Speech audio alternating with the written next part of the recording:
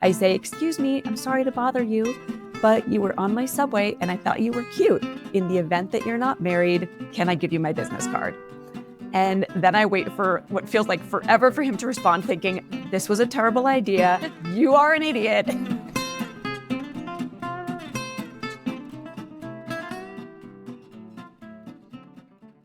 Hello, everyone, and welcome to Fresh Take from What Fresh Hell, Laughing in the Face of Motherhood. This is Margaret, and today I am talking to Jenny Wood. In her 18 years at Google, Jenny Wood grew from entry level to executive, and she most recently led a large operations team that helped drive billions of revenue per year. In 2021, she started a passion project within Google called Own Your Career, which grew to one of the largest career development programs in Google's history. Through the program she founded, she has trained tens of thousands of people in a range of skills, including acing a job search, building relationships, and most importantly, increasing confidence.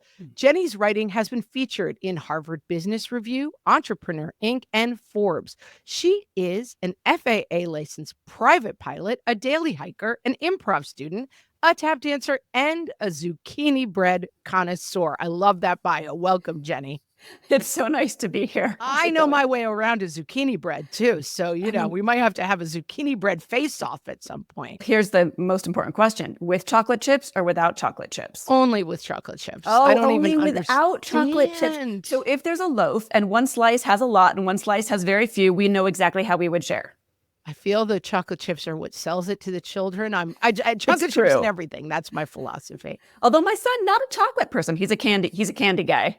But not chocolate. Not chocolate. Interesting. Yeah. And I was the same as a kid. So I'm also not a huge chocolate person, but I like a little chocolate chip every once in a while. I mean, we could talk about zucchini bread all day, friends, but we're actually here to talk about Jenny's book, Wild Courage. I want to start with something very shallow. Such a gorgeous cover on this book. You know what? I am so excited that you said that. We went through 75 options for the cover, and then I still wanted to see more. And it was actually something that I had to check myself before I wrecked myself and relationships with the publisher and the design team. And then we went with this and I absolutely love it. And the top is embossed and super fancy, which they only do for 5% of books. So I feel very gorgeous looking. We're going to link to it, but check out the cover and it'll get you involved. So let's talk about wild courage. What's this term? What does it mean to you? And why did you want to write a book about wild courage? Yeah. Think of something you want right now. It could be a goal, a relationship, something for your child. And think about what's standing between you and achieving that thing for yourself or for them. By the time I started writing this book, I'd coached, as you said, tens of thousands of Google executives, non-executives, inside and outside the company, directly or indirectly, on how to go after what they want and get it. And the same theme kept coming up, their relationship to fear. What's the opposite of fear? Courage. And it was fear of uncertainty, fear of failure, fear of judgment of others. And so wild courage is essentially the process of feeling that fear and going after what you want for you or helping your kids do the same. Or it's the set of tools to actually put this into action and to get what you want. And it's interesting because possibly someone is listening to this with 3 little kids and a basket of laundry and feeling very overwhelmed, just like, I can't even figure out what's for dinner.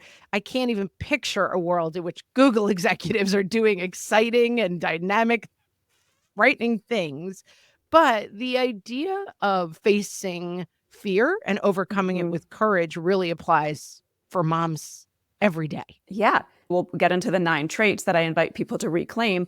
But that was my weekend, right? I'm just on the precipice of this book launch and it's so incredibly exciting. And there's 250 things to do on my book to-do list, plus the laundry and the dishes and making the bed and all these things. And a part of it is just, this is one of the 9 traits, being selfish. And selfish is not a bad thing as a mom. Selfish is the courage to stand up for what you want and what you need. It's being your own champion. It's the fact that if you give everyone a leg up at your expense, you'll end up getting trampled. So how do you start showing up for yourself? Especially as a mom, especially as a working mom. And that's what I had to do this weekend. I had to say, John, I need to handwrite 300 note cards to people who have supported this book because I'm sending them an advanced copy or, I'm sending them a fancy VIP box with the book. And I was like, I need you to take the kids to a bounce place. And I just need you to be out for 5 hours. And I need you to not text or call or contact me about anything. That was my flavor of selfish this weekend. And it sounds like a bad thing. Who wants to be selfish? But I had to stand up for what I needed this weekend. And that can be so hard, but it's so critical to success for you and for your kids, because they want to see you out there kicking butt and taking names. They want to see you taking care of yourself. It's the classic put on your own oxygen mask first. And sometimes that is doing things that matter for your career. Yeah, and I think we often talk about on the podcast that defining the worth of what you're doing, whether it is launching a book or whether it is taking a time to do a painting that you want to do or whatever, that sometimes as moms, we skip the step of saying we can feel sometimes when we're home and with kids that I don't need courage. I'm just slogging through the day. But identifying that moment of, I need to ask for what I need. If we skip that step, then we just end up in what our former guest Lynetta Willis calls stable misery, just getting through every day and never accessing that. And I call that silent suffering. And I think a lot of us as moms silently suffer. And I think there's so much more out there waiting for us. We need to recognize that we can do better. Like, we can be shameless. This is another one of the 9 traits. And shameless is the courage to stand behind your efforts, abilities, and desires. This is about finding your swagger, and audacity, or what I call shamelessness, is basically a survival skill, because you might think, oh, who am I? Who am I to want to go out and, rejoin the workforce? Or who am I to go out for drinks with my friends when it's bedtime and my kids want me to kiss them on the forehead each night? Right. Again, it's tied very closely to selfish, but who are you? You are someone talented and smart and thoughtful and eager and capable, and you deserve success as well, whatever success looks like for you. And if you're a stay-at-home mom, then success looks very different than a working mom, but that might be proactively building your friendships and proactively getting together with your community, because those relationships take investment and they don't just thrive on their own. And it is okay. It is thrilling to do something for yourself. So what have you done this week just for you? Nobody else. What have you done? What did you do last week, right? Maybe write it down. Maybe write down one thing you're proud of that you did last week for yourself, and write down one thing that you're going to do this week just for yourself. Nobody else, not for your kids, not for a partner, not for work, just for you. And you say something in the book that is my rallying cry. I was so glad to read it. Fear isn't useless. Fear is a compass. And I say often, my mom was a therapist, and I've always struggled with anxiety, continue to struggle with anxiety. But my mom has passed, but I still hear her voice in my head. And she always used to say, fear isn't bad. The anxious bunny survives. Like, fear is a tool. But it's understanding. Talk a little bit about the role of fear, because I think sometimes we think fear is to be eliminated. Fear is our enemy. And I think often when we're moms, a whole new door of fears opens up and the fear bats come flying out. And it can be very overwhelming to feel fearful. Oh, 100%. I think it's also a signal that you're doing the right thing, that you're on the edge of growth, that you are doing something that matters. The body interprets and the brain interpret fear and excitement the same way. Higher levels of cortisol, adrenaline, you've got blood that rushes to your extremities, your pupils dilate, right? It's all about how you interpret that feeling and what the packaging is around that feeling. And this is where I like to use a tool called truths and tales. What are the truths in a situation, and what are the verifiable facts, and what are the tales you tell yourself to make sense of those facts, or the stories you tell yourself? And they can be positive or negative. So let's take one of the scariest things I've ever done. I was at Google for 18 years, grew from entry level to executive, had this incredible team, had a ton of responsibility.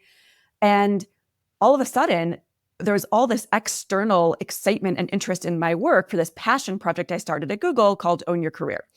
And I realized that, like, a book might be on the horizon, and there was interest from literary agents and publishers. And I got to this point where I realized I could no longer do all of it. Okay. Right. And I was terrified. So talk about fear. And like, my emotional health, my mental health, my physical health was just shot. I was up between 2 and 5 a.m. so many nights.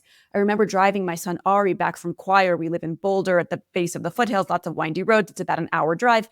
And I realized, did my eyes just flutter closed for a second driving Ari back from choir? And so something had to give, right? You can do everything. You can't do it all at the same time. And I was trying to do it all at the same time. And yet so much pressure on myself, breadwinner for my family, lots of excitement about my role at Google. But the fear came when I thought about actually leaving Google. I never thought about leaving Google. I thought I'd be there 15 more years and retire there. So what were the facts that were part of the story, right? If I left Google, I would make less money in my first year, right? I would be leaving to be a writer. I would not be able to be part of this big corporate community. Those were the facts. And those are the truths. What were the tales that I was telling myself?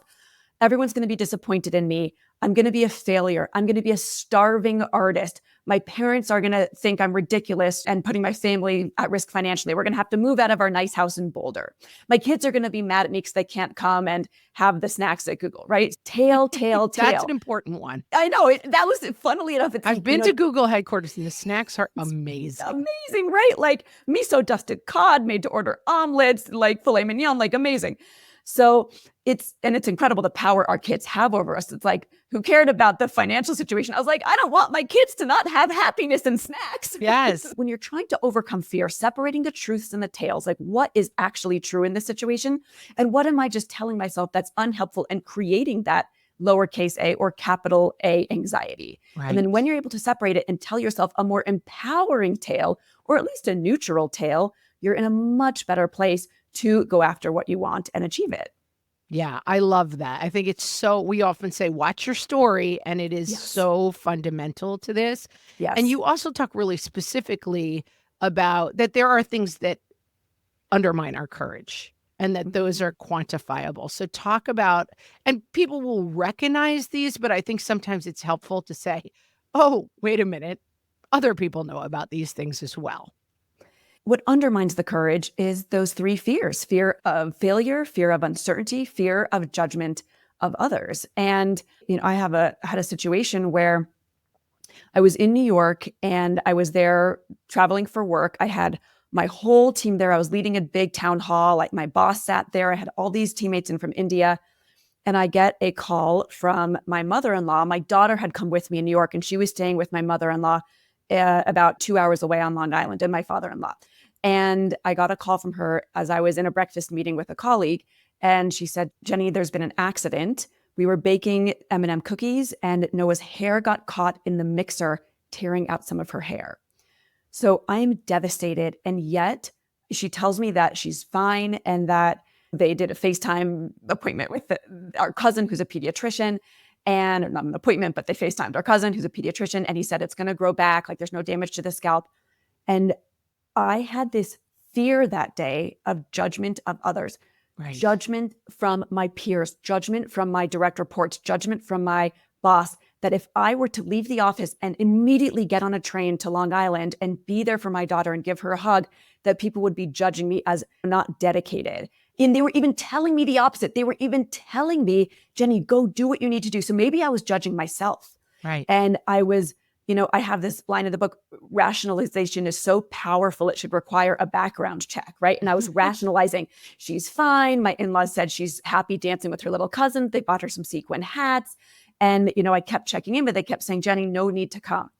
But it was all based on fear of judgment of others and really fear of like, they're saying, my coworkers are saying, oh, Jenny, don't worry about it. You can go. I felt like I was voting with my calendar that day and I was sticking to those meetings. And it was the most terrible decision I've ever made. When I saw her a few days later, it was a 6x8 size bald spot on her head, completely bald.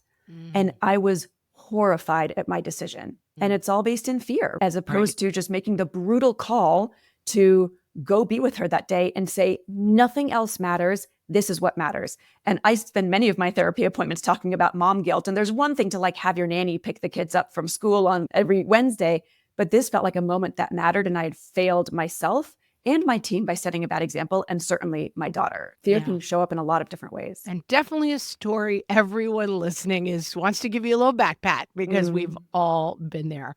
So let's talk about the structure of the book. As you referenced, you take 9 traits in the book, 9 kind of words that people, maybe especially women, are called, and flip them and redefine them. So talk about this structure, how you landed on it, and why this is the approach that you wanted to give us this information through? Yeah. So it is these 9 traits that unfortunately can create the bars of an invisible cage that keep us small. But when used in a sane and savvy way, these 9 traits can be superpowers. So the 9 traits are weird, selfish, shameless, nosy, obsessed, manipulative, brutal, reckless, and bossy. Not things you think you want to be called, but when reclaimed, they can really be so powerful. And so, how did these 9 come about? It all started in 2011 when I'm riding the subway home from work in New York City, and about 20 feet away from me stands this really good-looking guy. Love this And, story. and I'm thinking, what's he all about? He's gorgeous. Look at those blue eyes, a thick, wavy hair. And even though I want to talk to him, something holds me back. Let's go back to those 3 fears. Fear of uncertainty. What if he's a convicted felon? Fear of failure. What if he's married? Fear of judgment of others. What if 100 people stare at me on this packed train while I make a fool of myself trying to talk to him? So I sit there and I do nothing as the train passes stop after stop and life passes me by. But I make a deal with the universe and I say, if he gets off at my stop, 72nd Street, I will try to strike up a conversation with him. And if not, then say la vie. So Love this next part. He gets off at the next stop, 59th Street. And I all of a sudden feel this wave of wild courage wash over me. And almost like a force, it pushes me off the subway train without me being able to think. And I, no joke, pry the doors open and run off the train. I catch up with him. I tap him on the shoulder. I say, excuse me, I'm sorry to bother you, but you were on my subway and I thought you were cute. You're wearing gloves, so I can't tell if you're wearing a wedding ring, but in the event that you're not married, can I give you my business card? And then I wait for what feels like forever for him to respond, thinking, this was a terrible idea. You are an idiot. And then finally, he takes the card. He calls me the next day. We go out a week later. We get married 3 years later. And now we've got a 9 and a 7-year-old. We've been married 11 years. So why these 9 traits? That day, I was selfish. I went after what I wanted instead of waiting for it to come to me. He didn't even see me on the subway. Wow. I was obsessed. I had been dating for years in Manhattan. At one point, I went on 5 dates in 24 hours. I was in it to win it. I was ready to get married. And I was like, all right, if I'm going to be obsessed, then I got to go seize the moment. I was reckless, right? That's err on the side of action and take healthy risks. Sure, he could have been an axe murderer, but what are the chances, honestly, right? So I decided better to think fast and fearless. And if you're on the fence, do it. And in that moment, I was on the fence, and then this moment of wild courage washed over me, and I went for it. Yeah, and I think there might be people listening who think, I could never do that. I would never do that. I was in a similar situation as a dater and older than most daters at the time. And for me, I had always been like, oh, meeting people on the internet is for total losers. This was in a different era. Now everyone I know has met someone on the internet. And for me, it was the moment of just signing up and trying. Met my husband, it's going great. But I think for people listening, it is, you have to adjust your courage, it seems to me, from your starting place. But that for people, it might just be saying to all of your friends, I'm looking to get back to work after being at home for 15 years, and I don't know the first step. Who do you know? How could you help me?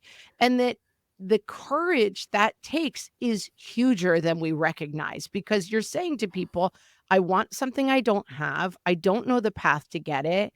And just putting it out there that you want to do it is frightening. Yes.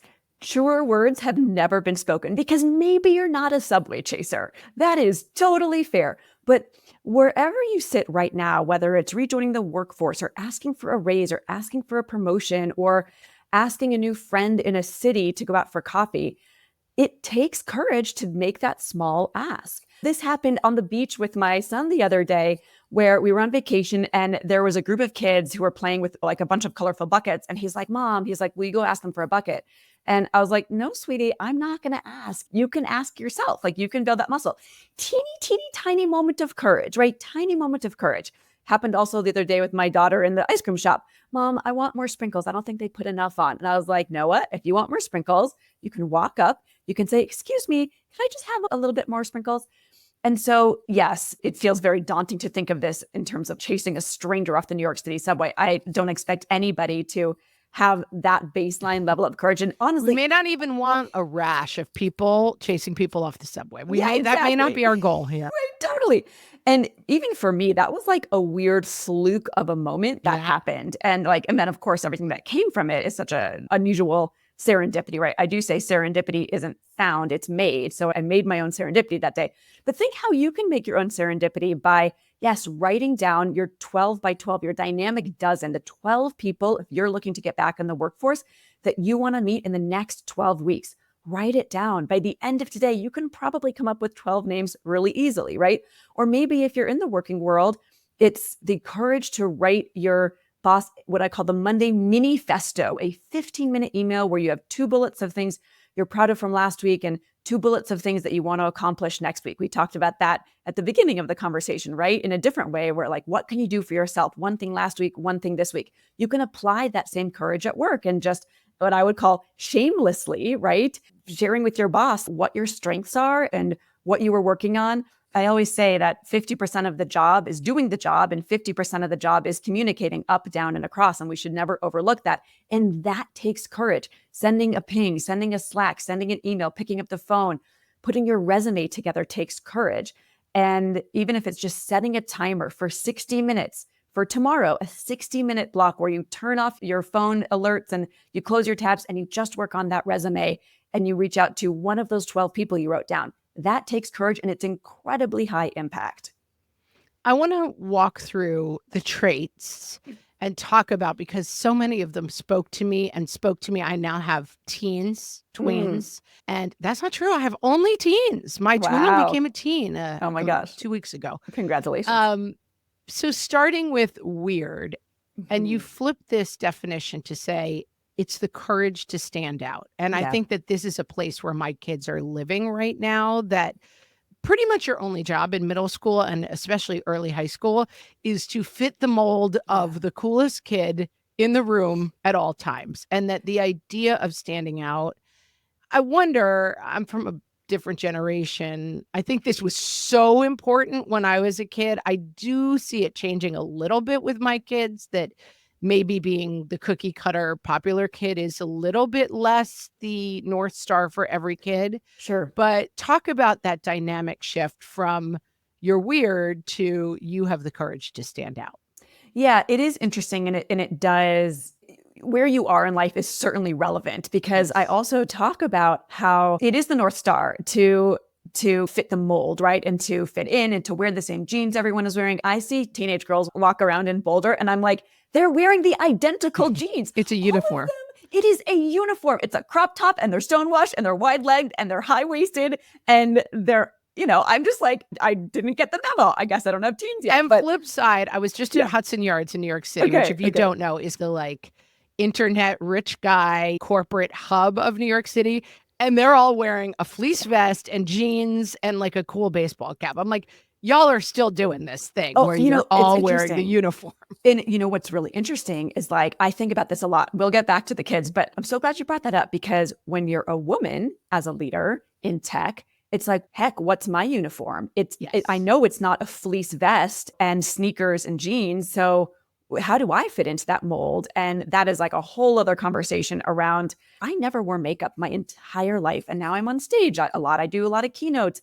I do a ton of media and podcasts. And now all of a sudden I'm wearing makeup. It's like, shouldn't I own my weird and be the person who doesn't wear makeup? And like Kim Scott, who wrote Radical Candor, like she doesn't wear makeup and it's just part of her brand. And I freaking love her for it. She's been an incredible mentor on this book. At least I never see her wearing makeup. So am I even living my values when I decided I had to be like the 7th grade lemming who was like, oh, everyone's wearing makeup. I have to also now. But getting back, so like this stuff is hard. It's even hard for me, even though I wrote the book. But sometimes we write about what we are most working through ourselves. Right? As we should. So yes, in high school, being weird, like saying something outlandish or acting in a way that is not with the norm, can lose all your friends for that day and even that year. I made a huge mistake in 7th grade. I was brand new to the school, didn't know a soul. I went into language arts class. Miss Howard gave her little spiel about her background and what we were going to learn that year. And then she said, Anybody have any questions? Desperate for a laugh and trying to make some kind of impression, I raise my hand and I say, I have a question. Are you a virgin? Poor seventh grade Jenny. You're going for it. I was going for it. And then as you learn and as you grow, you go for it in different ways, in ways that are more thoughtful and smarter. And I realized that standing out in that way was obnoxious. It wasn't helpful. Funnily enough, I ran into her at the supermarket that afternoon in the greeting card aisle, and I walked like the longest 10 steps of my 11-year-old life. And I stammered out an apology, and she accepted it graciously. But that's not the weird we're going for. We're going for the fact that within your so-called weirdness lie your greatest strengths. So hone every ounce of weird you've got, because in school, yep, I get it. Like everyone wants to wear the same stonewashed jeans. But then when you're in the workforce or when you're kind of in the adult world, the world is far too busy and competitive with 8 billion people for anybody who's not weird to make a dent. So what does that look like in adult life? Let's say you're in a new role and you're nervous to say something in a meeting of 50 people, but it's the people who raise their hand and say the thing in the meeting of 50 people who end up standing out, getting recognized, being visible, getting on the boss's radar, etc. Yeah. And I think it's just a useful construct because I think a lot of what we fear is being told we are one of these words, that of course we want to speak up for ourselves, but we don't want to come off as bossy, and we don't want to come off, we want to figure out a problem, but we don't want to come off as nosy. And I love the flipping of the script that this book does, which allows us to say, let's do another translation of this word. Yeah. And it also helps people pay attention, right? Yes. Weird is authenticity. Selfish is self-advocacy. Shameless is confidence. Manipulative is influence and relationship building. Bossy is leadership. We've heard these words for decades: leadership, confidence, self-advocacy, authenticity. And so this is also shaking it up a little bit and getting people excited about it and hopefully paying attention in a different way, because I deeply at my core want to help people get unstuck, want to help the talented, skilled, experienced, incredible people out there get out of their own way so that they can achieve their greatest goals. And like, I started all of my excitement about coaching people to be better than they think they can be at Google, which is full of talented, experienced, like top class talent. And there were so many people who felt stuck or felt imposter syndrome, who couldn't get out of their own way. And it pained me. It made me deeply sad, and it made me just so hungry to get out there and help people any way I could, which is why I wrote this book. And I imagine if those people who are really talented and experienced with the best pedigree at Google are feeling this, then lots of people everywhere else are feeling it too. This lack of confidence to stand up for themselves and go after what they want unapologetically. Absolutely. One of the things about finding the kind of flip between being bossy, that's actually having the courage to listen and lead, these things, it's not that you're just flipping the script and then everything is settled. That like, no, you're not weird. You're courage to stand out. But as you acknowledge, that's not asking an inappropriate question in 7th grade. And so let's talk a little bit about calibrating the change between these things, because I think sometimes we can make that mistake of, in order to be successful, I need to become a completely different version of myself. And first of all, that's really hard, maybe impossible. And second of all, you lose in that process some authenticity that is making you attractive to people, it's somehow being who you are, not just trying on a costume, but then finding the calibration. Yeah. And so there are two things I want to share here. One is about the calibration in general, and maybe even talking about, let's say, introverts. Yes. And the other is maybe the calibration around the trait obsessed specifically. Yes. So first, let's talk about the calibration. Like I said earlier, you may not be a subway chaser. You may not be, the kind of person who's going to hear your VP talk in a town hall and then go tap them on the shoulder as they're walking down the hall and saying, hey, will you mentor me? Like, that is kind of a real next level of courage. However, if you're an introvert, there are so many things that you can do that are a little a little dialing up of wild courage, or introvert or not, right? No matter what community you came from, whether you were born in New York City or Japan, which is a totally different culture, or South America, where there's a lot more of a collective, don't stand out kind of vibe. Right. And so no matter where you're coming from, there is something you can do right now to tap into your wild courage. And many of these things do not even involve another person. So let's say you're an introvert and you're writing an email. I call this woo with you. I wrote an email thanking somebody for having me in for a keynote, and every single sentence started with I. I wrote the first draft. I loved doing this keynote for your team. I thought you were great to partner with. I love the gift basket you sent me as a thank you. I have a new leadership training coming up, and if you want to pilot it, I would be thrilled to partner with you. I. It takes courage to flip the script and to woo with you. So I rewrote it. I looked at it, and I think the way I had written it out, the I was the beginning of all of them were on the left side. So it really stood out visually. And I was like, oh my gosh, this is not how you get what I call nosy, right? Getting insatiably curious about what the other person wants and their perspective. And so I flipped all the sentences and I wooed with you. So I said, you were an incredible partner. Your team brought so much energy and enthusiasm during this session. You might benefit and find value in this new leadership training I'm doing. Would you like to pilot it? So, even something as simple as that takes courage to think about how you're writing or how you're speaking with people, or even just flipping, if we're on the nosy concept here, which is about getting insatiably curious. Let's say you're at a wedding and you don't know anybody and you go up to, or a networking event, and you go up to someone at the bar, focus on them, right? It's this concept of the spotlight effect. It's a social psychological principle that people love to think about themselves and talk about themselves. So rather than nervously worrying about what to say or how to act, put the focus on them. What was your favorite session from this morning? Or how do you know the bride or the groom? Or what are you most excited to learn today from this conference? And so I think those are ways that even as introverts, that can take wild courage to ask somebody a what or how question, as opposed to a yes or no question, or to write an email that focuses on them. So obsessed is interesting. Obsessed is the courage to set your own standard, to push, perform, persist, because none of these traits will serve you if you don't learn to deliver, not for some company, but to achieve your own ambitions. And sometimes those ambitions happen as a mom. I had this obsessed ambition to have 3 kids, and we went through IVF, and it was not easy to get pregnant. And we're talking about what I call trait traps right now. Like, how do you know when you've dialed the dial too far up and you've become actually obsessed or actually manipulative in the wrong way? So I was obsessed with having 3 kids. So we tested our embryos. And so we knew that we had a healthy embryo, but we unfortunately had a miscarriage with that healthy embryo. And at that point, my husband decided, I actually don't think I want to have 3 kids.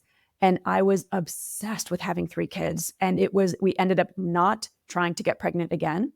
And I've never been more proud of any decision in my life to let go, to not get caught in a trait trap of my obsession of having 3 kids, even though that's always what I pictured. It was always our plan. It's part of the reason we moved to Colorado and be able to afford a bigger house. It's why we have an extra bedroom that's now my office that I'm sitting here recording from right now.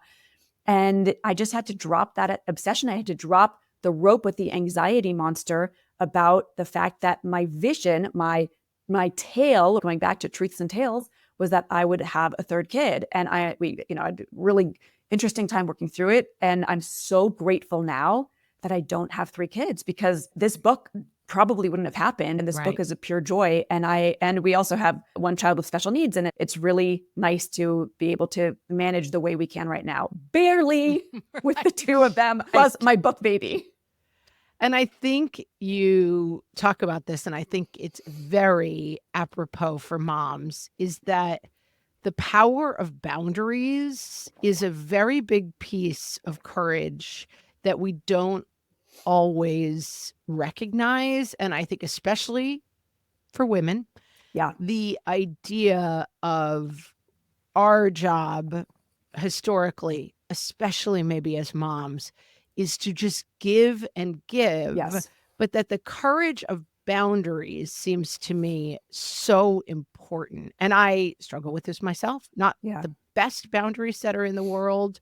And talk about boundaries, because I feel like that's an area of courage that I want to work on and think about, and that what you just said, having 2 kids instead of 3 kids, it frees up a life for something very different. It's not only people are going to be mad at me, it's not going to be the life I pictured. Talk about boundaries, because I think that's so useful. Yeah, it's so interesting. So this is what I call brutal, which is the courage to set your own limits and to protect your time and energy.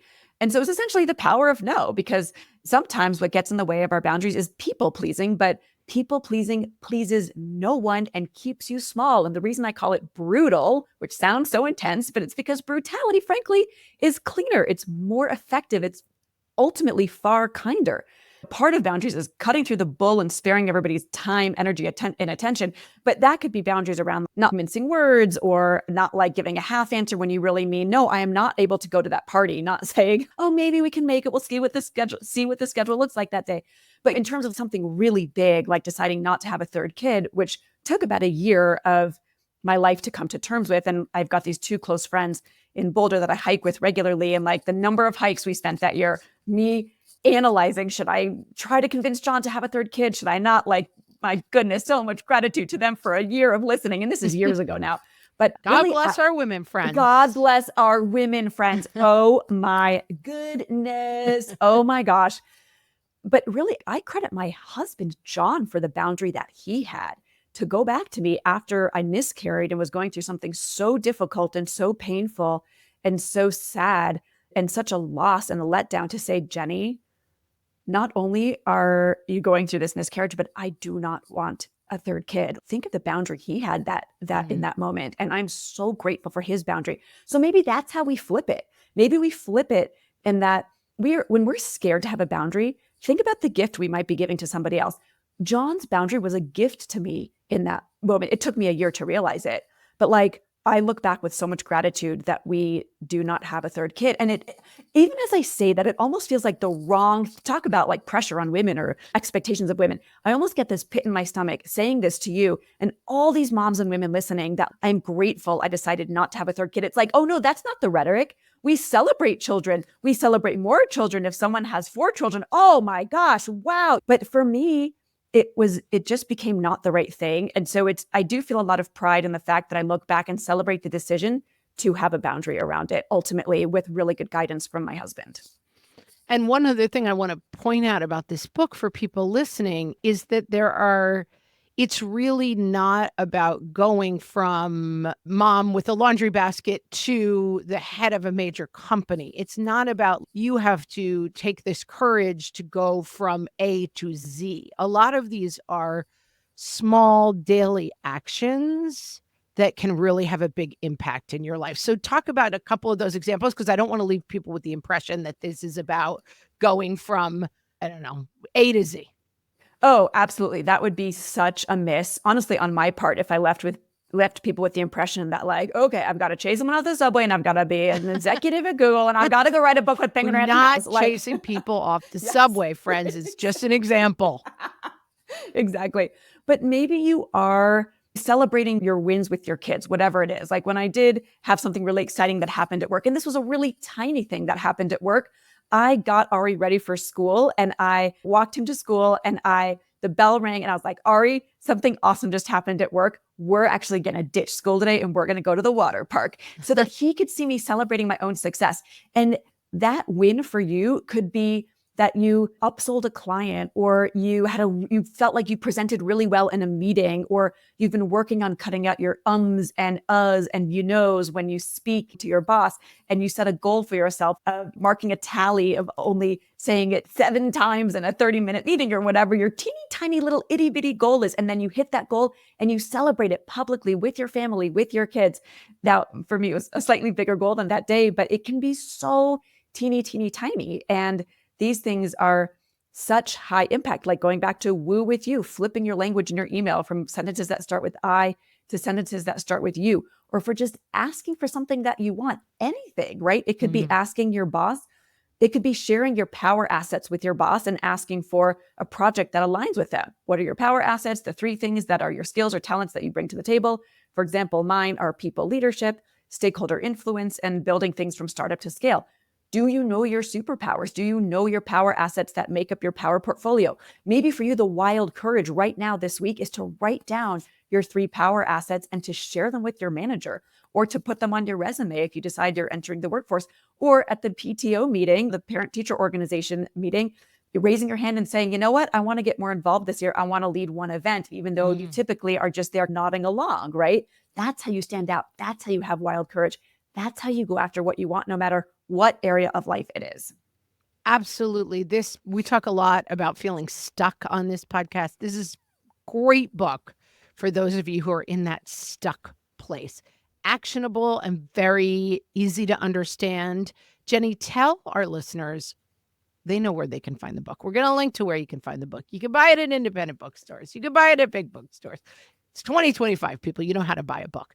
Though, can I say one thing they might not know? You can. What you might not know is that when you buy the hardcover, that is incredibly beneficial to the author when the book is first coming out. It's like opening weekend at the box office. So, of course, if you're an audio person, go for it. But if you're indifferent, it's available in audiobook and Kindle and hardcover. But the hardcover helps the author so much during the beginning lifetime of the book. So Okay, that's something so they might listen, not know. go buy the hardcover. And Jenny, tell our audience where else they can find you and your work. Yeah, definitely. They can go to itsjennywood.com and learn all about me. I've got stuff there about my keynote speaking and my consulting for companies. You can also join my newsletter. It's at itsjennywood.com, itsjennywood.com/newsletter. And you will get an 8-tip guide to say no to meetings, favors, projects, right? This is all about that boundary setting that we were just talking about. And that's just my free gift for all of you listening here. Love it, Jenny. We barely scratched the surface, friends. I know. There's so many more tips and reframings in this book. Go get wild courage. Go after what you want and get it by Jenny Wood. Jenny, thanks so much for talking to me today. It was a total joy. Thanks for having me.